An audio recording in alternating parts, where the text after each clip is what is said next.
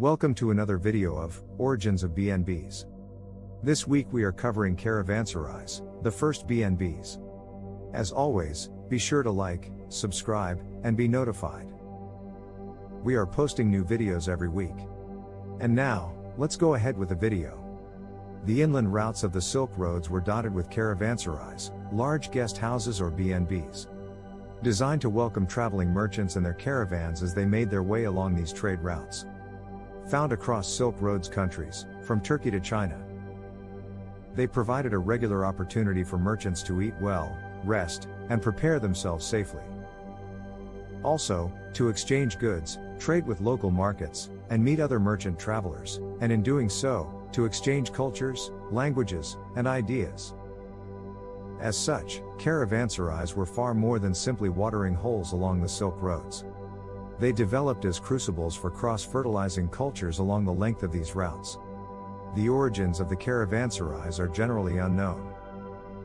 Still, etymologically it is a compound of the Persian karvan, meaning caravan or group of travelers, and sera, a palace or enclosed building, with the addition of the Turkish suffix -y. One of the earliest examples can be found in the oasis city of Palmyra, in Syria.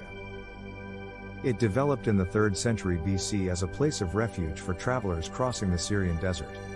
Its spectacular ruins still stand as a monument to the intersection of trade routes from Persia and India to China and Rome. As trade routes developed and became more lucrative, caravanserais became more prevalent across Central Asia from the 10th century onwards.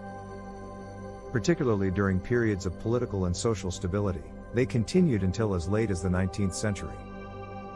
This resulted in a network of caravanserais that stretched from China to the Indian subcontinent. As far as North Africa, Russia, and Eastern Europe, many of which still stand today. These rest houses/BNBs, for travelers and their animals, were positioned about every 25 miles apart along the road in well-maintained areas. Such as the Great Trunk Road that ran through northern India and into Pakistan. Additionally, some had fortified walls and doubled as military strongholds or outposts, known as rabats, particularly those positioned near frontiers or borders. They also played a role in communicating both regional and international news across Central Asia. For instance, under the Mughal emperors of the 16th century, caravanserais along the Great Trunk Road were supplied with messenger horses ready to pass on any vital news carried by travelers. However, perhaps the most important legacy of the caravanserai was its role as a crucible for the exchange and interaction of cultures along the length of the Silk Roads.